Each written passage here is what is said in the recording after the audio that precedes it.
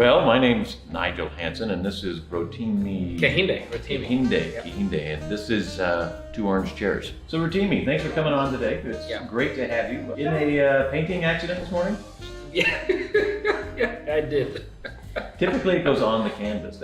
I know. Yeah, I usually wear very muted colors, but today we'll see how it goes. I didn't do that today. No, didn't do that today. And my shoes are also very pretty colorful. They're colorful. Yeah, which is mostly I just wear black or just solid colors. But well, there's solid 2020, so let's take a risk. Yeah, we did. We'll see if it pays off later. Yeah, so we're at 2 Orange Chairs today. We were going to have ferns, but we forgot to bring them. I don't know if we did forget to bring them. Maybe we didn't want ferns. We don't really know what we wanted. Well, but we'll get sued if we did ferns. Well, if we do good enough, we might upgrade to ferns, perhaps. Yeah, maybe. We'll see.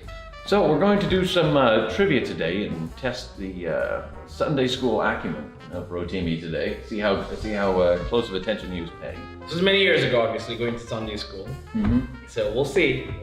And we'll make them difficult questions. Oh, I certainly did. Very, very good. We're geometry and there's mathematics in here and all intertwined. You won't see it coming. Bible question. Somewhat. All right, let's go. So we'll start off with question number 1. What portion of Earth was given to Hades and Death to rule over? 1/4, 1/3, 1/2, all of it, or just a little bit? This is from the Book of Revelations, I'm guessing. So yes, you are correct. I would go 1/4. You guessed it right. Oh my goodness. Okay, on to the second question. They're getting more difficult as we go along. I hope you know. I can only imagine. Which of the 7 churches from Asia did Jesus call lukewarm? I know that one. You do? Yeah. But what are the options? Sardis, Pergamos, Smyrna, and Laodicea. Yeah, Laodicea. How do you know that? Because I've always known that one. It's a very popular preaching text. If you're lukewarm, I'll spill you out of my mouth. I see. That's God literally spitting you out, just like that. Yeah, because you're either hot or you're cold. If you're in between, it's kind of like soggy. So, yeah. The more you know. Question number 3. We are getting more difficult now. All right, let's go. Christ has made us blank and blank unto God the Father. He knows. I think he saw the questions ahead of time. Did you see the questions ahead of time? I know this one. I just know this one. Is it heirs and children, ministers and servants? God has made us kings and priests unto God. He knows everything. Yeah, I know that one particularly. Why is that? Just because I know it. Just because you know it? Yeah. You really need to learn how to paint too now. What did Jesus have against the church of Ephesus? Oh my gosh, that's going to be a tough one. Was it that there was sexual sin in their midst? That they were lukewarm? That they denied their faith? That they held on to teachings of the Nicolaitans? Or that they left their first love? Well, I know it's not lukewarm because we just talked about that. We did. I'll probably go sexual sin, but I'm not sure. I'm not sure on this one. No, that's not correct. Jesus had that against the church of Ephesians, that they left their first love. Oh, that's what he had against them. That's again. What was their second love? I don't know. That's I wasn't there to meet them. I guess a last question for today. What reward did Jesus promise at the Church of Philadelphia? And this is not. No, you have to think hard. This is not in outside New Jersey. Different Philadelphia. Different Philadelphia. I know these things. What did he promise them? A white stone with a name on it? Maybe perhaps not. Alabaster or something like that? Maybe not. Whatever the white stone might have been. Who wants their name on a stone? That they will be clothed in white and Jesus would confess them before the Father. That they could eat from the tree of life. He promised them the crown of life. Or that they will be kept from the hour of temptation coming upon them. I can't remember this one. I know it's in the Book of Revelations. Maybe the God clothed in white, maybe? That is unfortunately incorrect. No, Jesus promised them that they will be kept from the hour of temptation coming upon the world. Oh, beautiful. So, great. Yes. Great. Well, go Philly. Well, the other Philadelphia. The other Philly. Yeah. When New Philadelphia was that old. No, truly, no. Yeah. Benjamin Franklin. He was. Yeah. Truly timeless. He's been there the whole time. Migrated from the other Philly to the other Philly. To New Philly. Old man, really. That's awesome. I didn't do too poorly. No, you did 60%. That's a score. That's a C, I think. I'll do better. Went to a different school than I did. Yeah. Yeah. There we are. Well, this is Nigel Hanson, and this is Rotimi, and this has been Two Orange Chairs.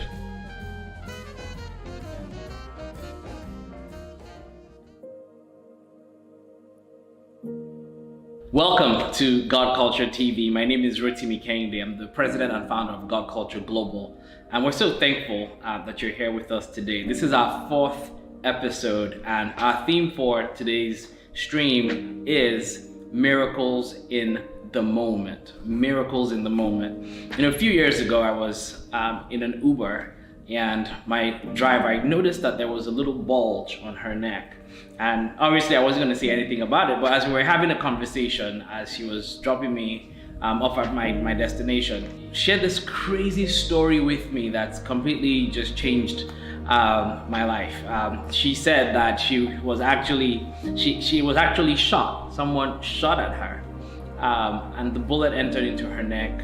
She was driving at the time, and she immediately, just survival instinct, I don't know, but drove herself out to the hospital, and literally in between just holding onto her neck and driving and just right into the emergency lounge, and we're just like, I've been shot, help me out, I've been shot.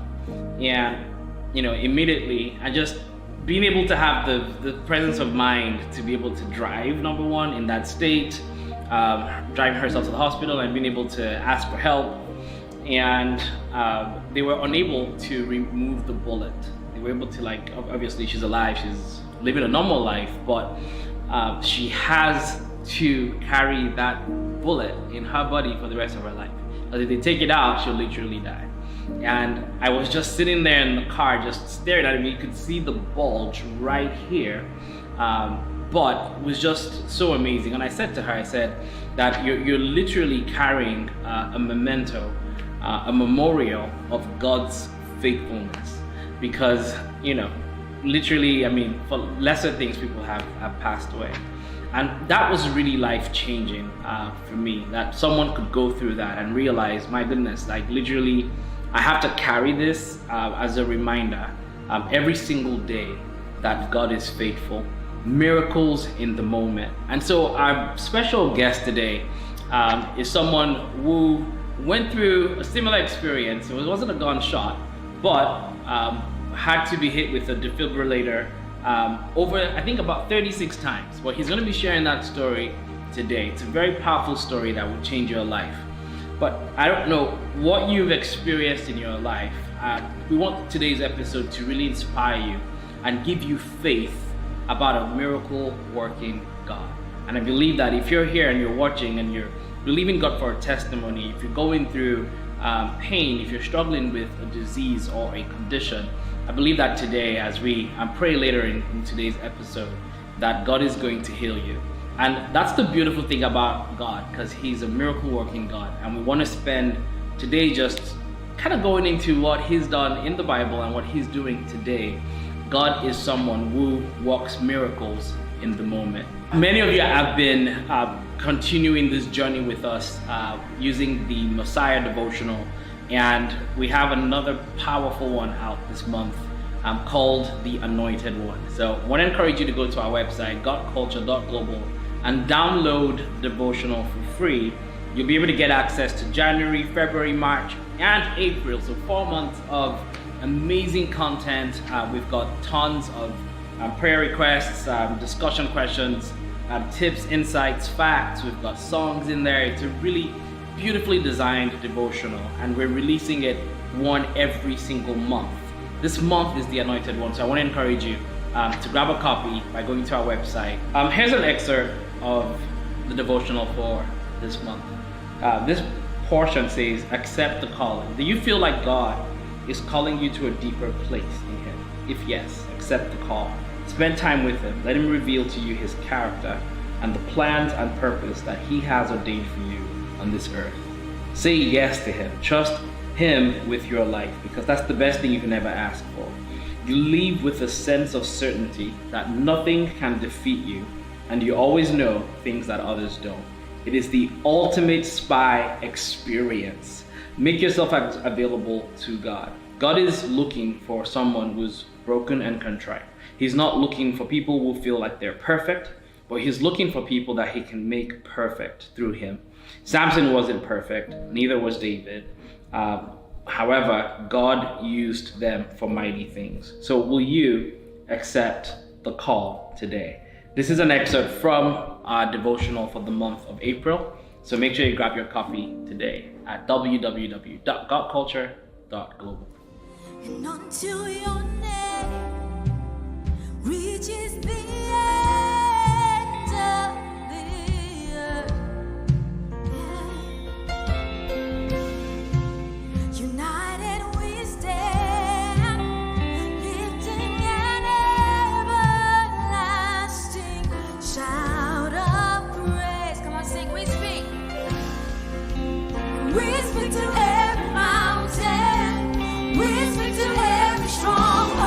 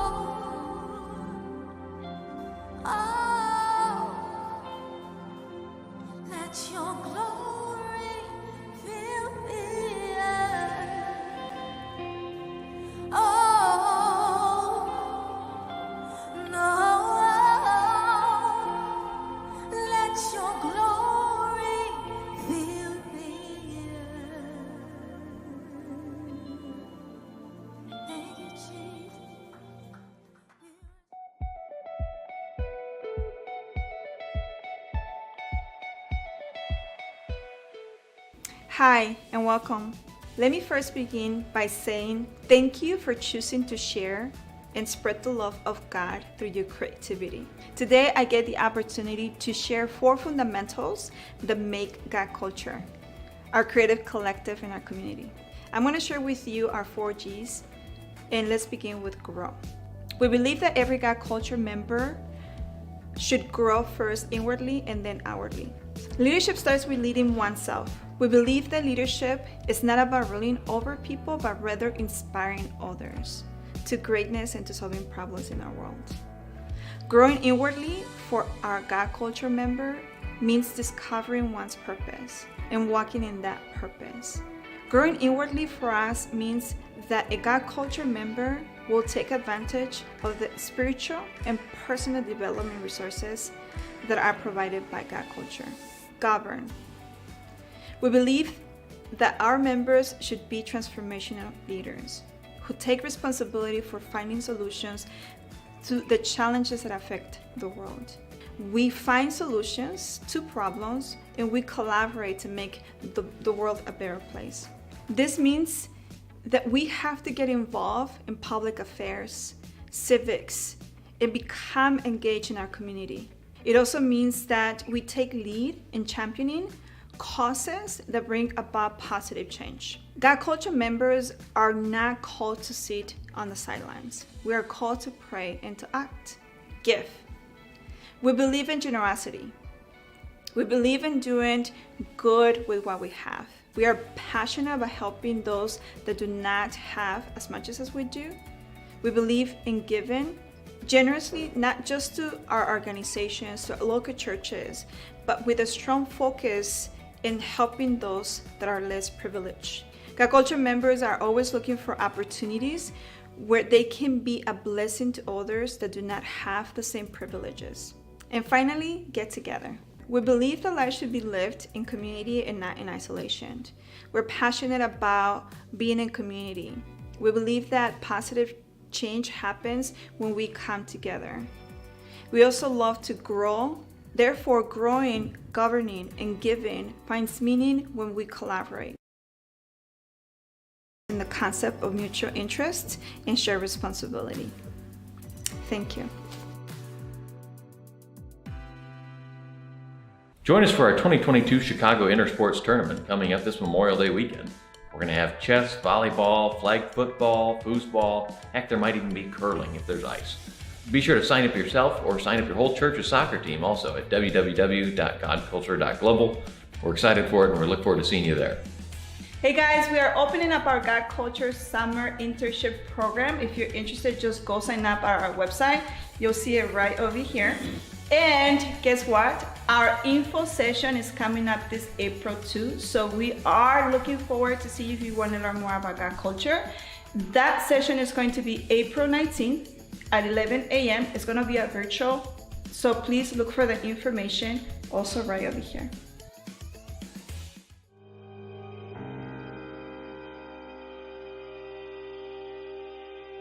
Awesome, welcome back to God Culture TV. My name is Rotimi, and I'm so excited to have with us today a very special guest, MC Fantasy. I heard just a very little bit of your story, and I thought it would just be really impactful to chat with you and really have people hear from you what really happened to you. I went through a really crazy experience, and I'm so excited to chat with you today. So welcome to God Culture. Thank you so much for having me. It's my pleasure to be here. Awesome. So let's start out with just basics. Who's MC Fantasy? A little bit about you and your journey so far. Thank you. My name is MC Fantasy.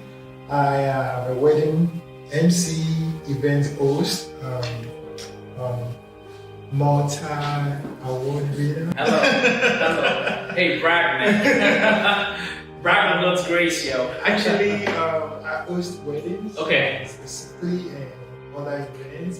That's awesome. Wedding is like good to and I travel all over the country and all over the world to put smiles on couples. Yeah. That's awesome, man. And great to hear that. So, a little bit about your family. Single, married? Yes, I I'm actually in the studio with my partner. I know. And Beautiful. our beautiful son. Somewhere here. That's awesome. How long have you been married? We've been together for at least 2 years now. Wow, that's beautiful. Let's get into the meat of what we want to talk about today. You died how many times? 36. 36 times. But so when people hear that, they're like, what? You know, like, okay, so tell us about what happened. Kind of just take us on a journey through that day. Firstly, the night prior before the day, I felt some chest pain going to bed. So I just felt like maybe it's just strain or something that just stressed. So I slept through it and I woke up in the morning. I still felt the pain, so I was getting ready to go to work the following morning and I still felt the pain. So I was like, you know what, let me go do some stuff, clean up, and maybe it will just, just go. And by the time I came back from the restroom, I realized it was actually much more painful and intense. So I woke my partner up, I was like, hey, alright, feeling this pain on my chest. And it's very, very unusual. So she gave me some pain meds, like, regular pain meds. And after like 5-10 minutes, I was like, this is not fun, man. You know what? Please take me to the hospital. So got rushed to, and we still had a very young baby there, but thank God our parents were still in town that time. So they stayed with the baby. She rushed me to the ER. She drove you there? Yeah, she drove me there. Yeah. So when we got there, the last thing I remember was asking the hospital attendant, like, hey, please, I need a wheelchair. Because I couldn't walk anymore. So to be honest, that's the part I remember. But later, she and the doctor was telling me that I started convulsing. She was actually in the middle of a conversation with her because the doctor ran some tests and they said they didn't see anything wrong. What? So they were like, well, the only thing they could have done is maybe give me a payment, but because she has already given me one. Yeah, I guess how to wait it out. So they're like, you know what? I'll just send you guys in. Well, what do you think? Do you want me to run some tests more and all that? And in the middle of talking with her, they said I convulsed and I just lost it. But the shocking part was that, so they had to rush me and start defibrillating me. Yeah. And the sad part is every time they shock me back to life, I'll die again. It continued happening for 36 times.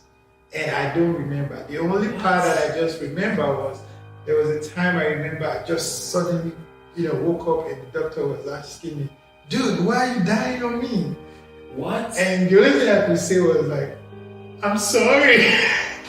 Who says that? Wow. So, everything was just, and then after that, I think they had to put me on hypothermic condition. They intubated me. Wow. And I didn't wake up until like the third day. And then I woke up and I was like Jesus. Exactly. 3 days, 3 nights, and then you resurrected. Maybe because I'm a child. But did they do like, usually do like a scan, like an EKG scan? They did all that. Before you convulsed or after? Oh, it was, I believe they shocked me first. So after shocking me when I think got back, because of those, back and forth, they weren't sure if my organs, my brain, so they had to put me in hypothermic. So I think while I was in hypothermic, they ran like a camera inside me to check my heart. They thought they saw like aorta dissection. But when they opened me up, they realized it's just a flap, nothing serious, so they closed me up back. So I actually had an open heart surgery. And then, I know, when I woke up, I just saw my body. I was like, what am I doing here? And the first question they asked me was, what's today's date? And in my mind, I was like, I know it wasn't, I didn't even know. I was just gave them a dinner like, no, this is the third day you've been here for 3 days. Wow. So, and afterwards, the doctor came back after responding. He checked that everything was good. So they decided they're gonna give me an ICD. So they opened me up again. Two surgeries. Yes, I had to open heart surgery. It is amazing. What was your partner doing during this time? Was she allowed to be in the room or had to step out while they were doing surgery? So she took me there. I think she was there the whole day. And the doctor was just updating her and she has no clue what's going to happen. She said the thought that keeps coming to her head is like, is her child gonna be fatherless? The new baby, and then she wasn't allowed to sleep in the clinic overnight because of COVID. So it's like she'll leave in the evening and she comes back in the morning praying to God, sitting by the bedside. Wow. I think somebody told me she felt it more than what I felt, because it's gonna be very, very challenging. Yeah.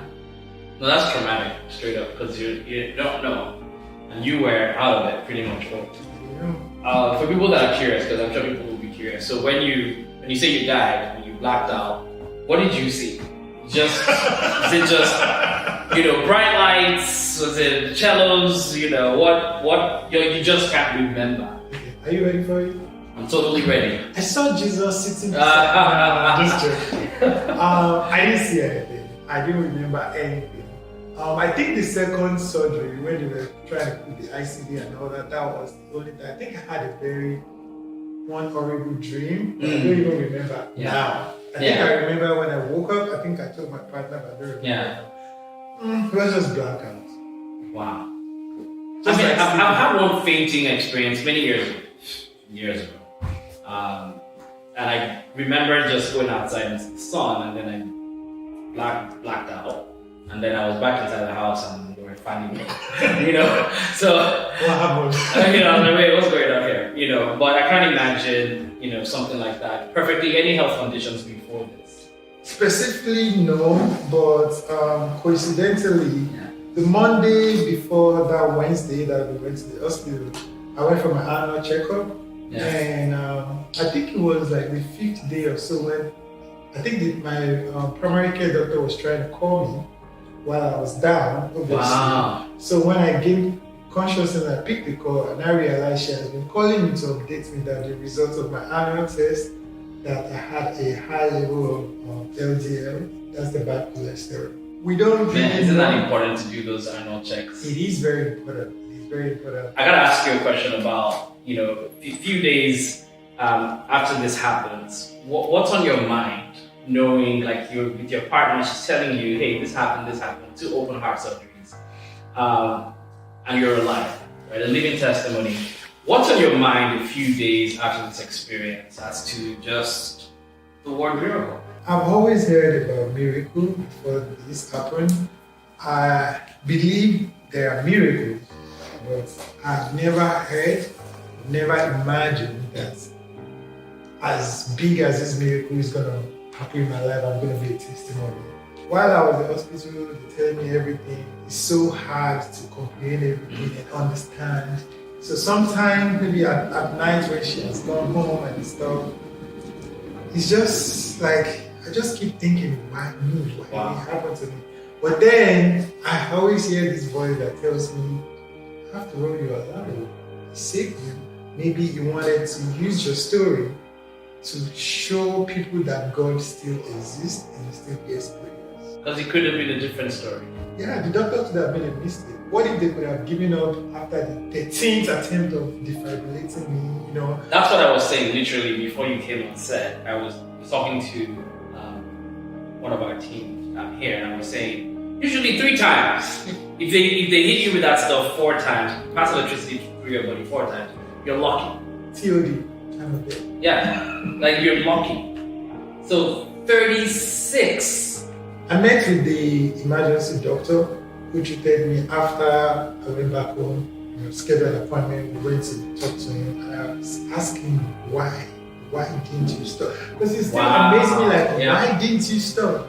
And he said when we came in, because of the fact that I was complaining and he didn't see anything. Yeah. He said that's one reason that I encourage him, because he's thinking if I had died, he probably would stop practicing it. That's in his word, that's what he said. No, this guy, not today. Yes. Wow. You're in, I guess you are in church circles a lot, and a person of faith. How does that change when it comes to your purpose? How does that change your perspective as to the time that we have here? And how fragile we are, really, outside of the grace and mercy of God? I've always been very big on praise and worship, but now it brings different. Yeah. So it's like, they say we can't be grateful on the same level. It's a function of the experience you've been through. Yeah. So now when I hear a particular song, I read more into the lyrics and I pick the one that suits me and it takes me to another level, trust me. Like, that's one of my healing mechanisms when I was doing it by myself. Sometimes when I take deep, when I look at my scars, my body, Wow. it just takes me back to worshiping God. Like, wow, I don't even know why I did this. Just praise Him to praise away my sorrow. And I know there's a purpose for it. Yes. And that's one of the reasons why I did some song with my partner and some of my friends. Well, that's awesome. Yeah, we did a song to thank God and put my story out there. And this is where I tell everybody, if you think God does not exist, think about the fact that someone like me had over 110 tests while in the hospital for 3 days. 110 tests. plus. Yes. And at the end of the day, I'm still alive. Absolutely. And I want to say something. I think it's important for people to know that, when we say we're thanking God for a miracle, we're not saying that we don't appreciate medicine, that we don't appreciate people in the front lines in the medical field who work hard, who study hard. But at the end of the day, there's just some things that are beyond science. Like this particular story makes absolutely no sense. 3 times usually, you get back a heartbeat, you're able to kind of manage that process. But for someone to keep going, there's no textbook that says you go 36 times. And also, for somebody who is very healthy, Prior to that, no family history of cardiac problem. I play soccer, I'm very athletic, I dance at my event, I'm sure. and all that, and that all of a sudden just happened. My perspective is, the Bible says we should walk and pray. Yeah. So I think it's a function of the doctors doing their part. Yeah. And also God sending His angel to complete the job. Because there's always, at the end of the spectrum, there's also medical negligence. Right. As well. People make mistakes and things like that. I was speaking with a medical doctor a few years ago, and he, was telling us that, listen, we really don't know how these things happen. We study what happens, and we do our best to navigate fixing them, but we don't really know where these things come from. Like why it's a cell in your body decides to do something else. At the end of the day, there is a limited understanding or knowledge of, the human existence, regardless of how many years we've studied. We still don't know it all. If we knew it all, we would be able to defeat death.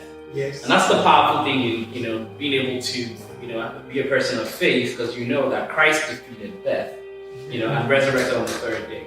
And that's the power behind our faith, is knowing that we believe that and we follow that. And God is still working miracles today, and you're living testimony. We're going to play that video, the new song that MC Fantasy and his friends put together, that kind of reenacts what happened in his life.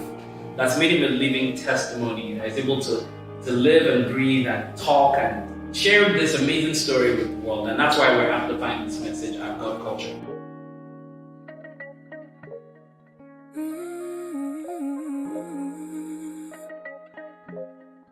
Your grace, your love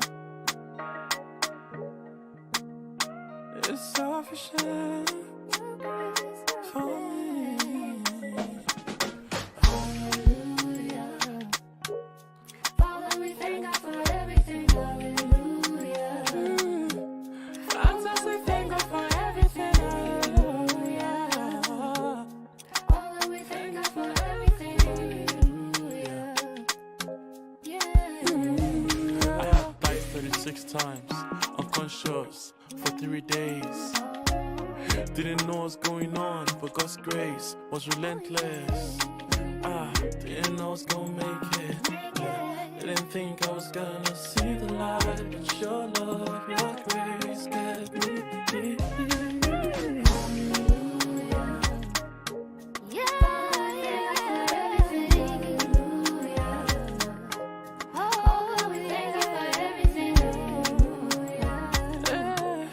Fantastic, thanks God for everything.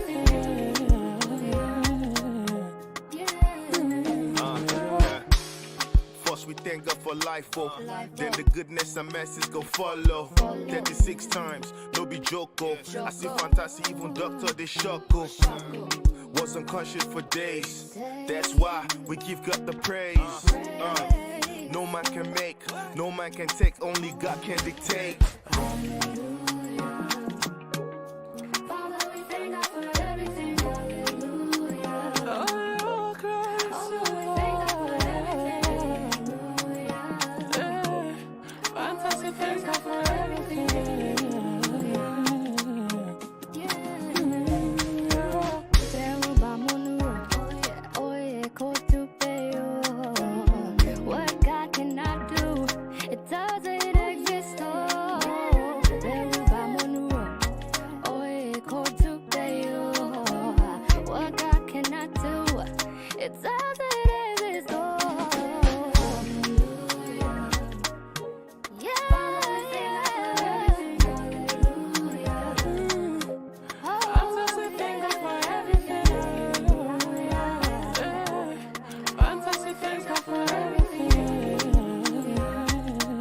Special thanks to the love of my life, Barry, Sherri, Dr. Soul, Amon.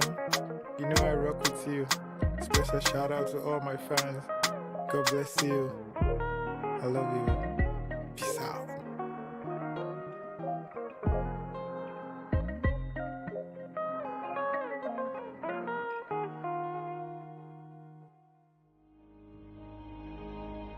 All right, so good to have you, Sherri, here today.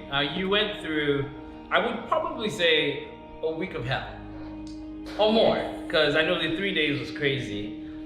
You said they did the EKG scan, and then we're going to send you guys home. Yes. Which makes absolutely no sense, because if something had happened while halfway home, because something happened a few minutes after that, right? Right. So tell us, from your perspective, what did you think was going on when MC Fantasy passes out, literally, like, in the moment? I actually have never witnessed anyone have a seizure. Wow. Maybe years ago at church, a kid, saw something but didn't really understand it. But I had never seen anything like that, especially just mid-sentence talking with someone. And so I immediately called my mom. She's down the street. I'm hysterical. I'm still in the room. I don't think they realize I'm still in the room until they do. And they're like, oh man, you have to go. And so I'm pushed out. And the last thing I see is they let the bed rest back and they're going at it. There's CPR. I'm in now the middle of a hallway, in the middle of the emergency room. Wow. Just on the phone, my mom's crying. I don't know what's happening. In my mind, he's gone. And after that, they told me, oh, we're gonna put you in this room and the chaplain is gonna come. What? When I hear chaplain, I'm like, that's it. That's a done deal. And so I'm sitting there waiting. And he comes in, he says what he has to say. Obviously, I'm not really hearing it. He's doing his thing. The doctor comes in, we got him back. So then I'm like, okay. I go get my mom and my dad because they're visiting. They don't know where they're going. Yeah. I accidentally take all the keys. They're walking to the hospital. Oh my gosh. And so I go and run and get them. I come back. And my dad stayed with me the entire day. Where's baby at this time? Baby is with mom and grandma, sister who's in town. So how many months old was baby at this time? 2 or 3 months old. Wow.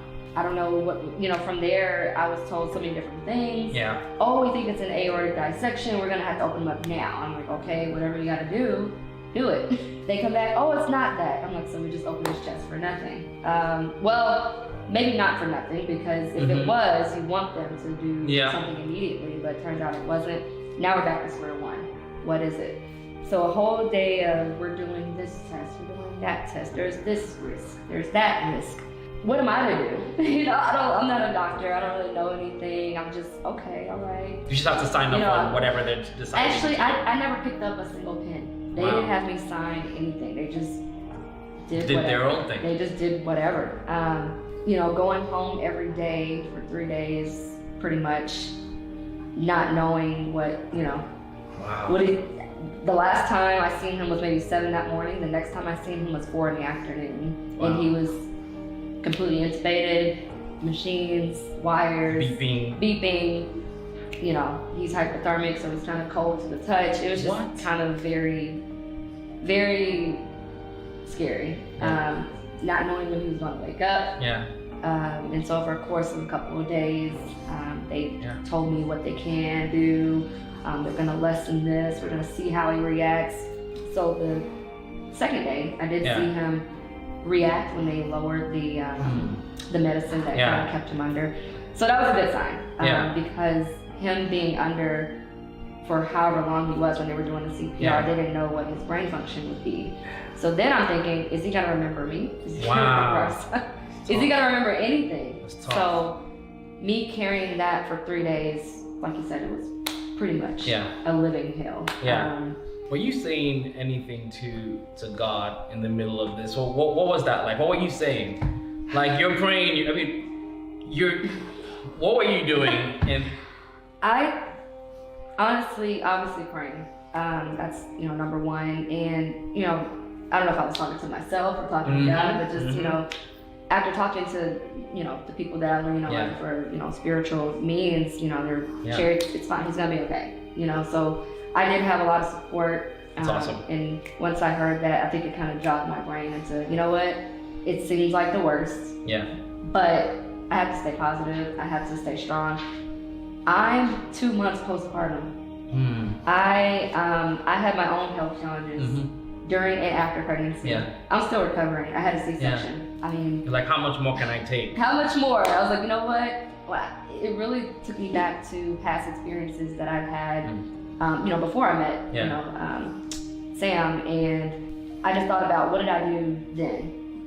How did I persevere? How did I make it to here? So I had to, dig a little bit because it's been, you go through things in life. Things are good. And then things kind of are not so good, and then they get good again. So I was in that spot where everything was pretty much, okay for the most part. And for this to happen, it was like, okay, I got to put on my battle gear now again and figure out how to get through this the best I can.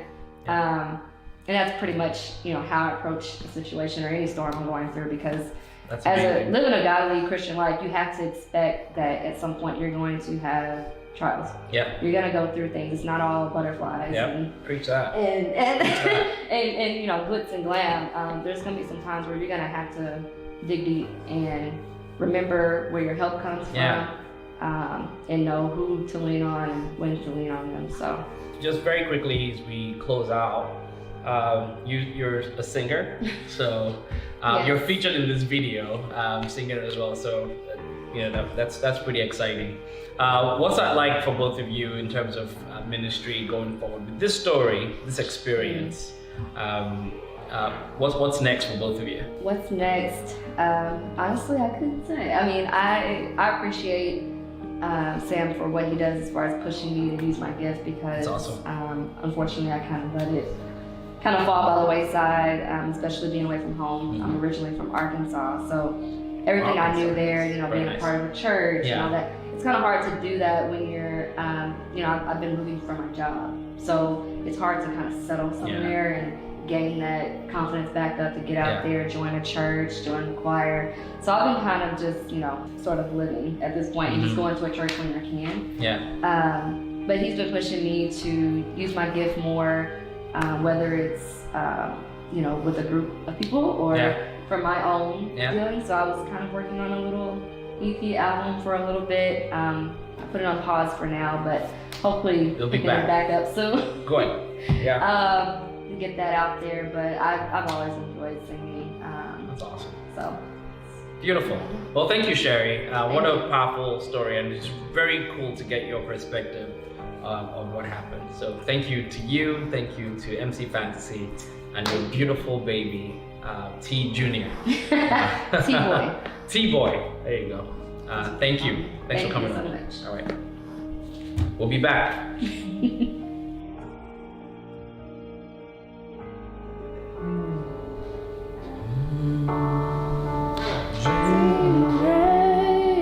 How sweet the sound that saved a wretch like me.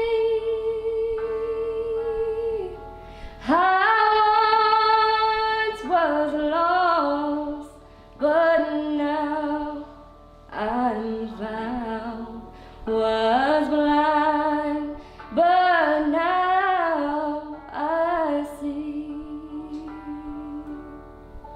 'Twas grace that taught my heart to fear, and grace my fears relieves. How precious did that grace appear, the hour I first believed. Amazing grace, how sweet the sound that saved a wretch like me. I once was lost, but now I'm found. Was blind, but now I see. And I need thee, oh, I need thee every hour, oh Lord, I need thee. Bless me right now, my Savior. Oh Lord, I come to thee. Amen. And I'm done. Amen.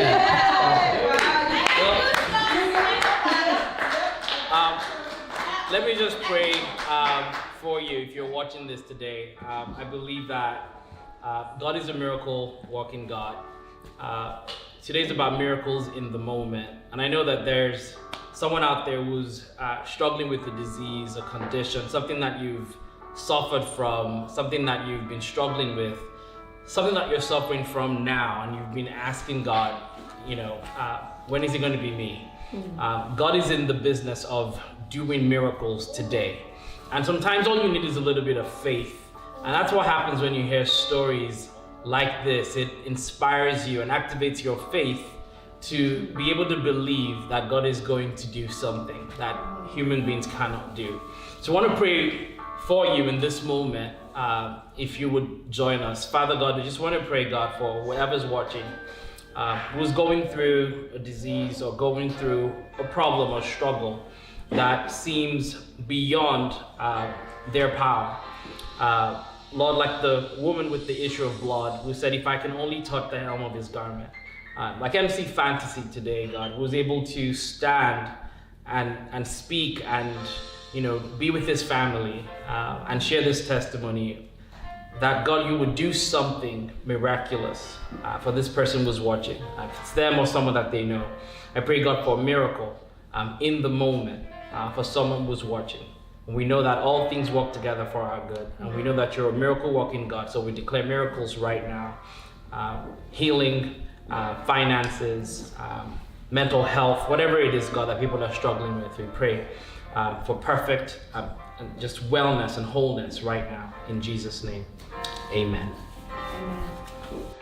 I want to say special thanks to you today for watching this episode, Miracles in the Moment. Have you had a miracle in the moment? We'd love to hear from you. So please head over to our website, GodKulture.global, and share those stories with us. We're excited about just what God's done in our guest's life today. So I want to say thank you to MC Fantasy and Sherri. Thank you for being part of our program today, and thank you for bringing your amazing son, T-Boy. What a special, special miracle that you get to share with the world. And I want to thank our team behind the scenes for all the work they're doing to bring this production together. Special thanks to you all. We'll see you next month with our next episode, and as usual, always be phenomenal. God bless you. Have a wonderful month of April.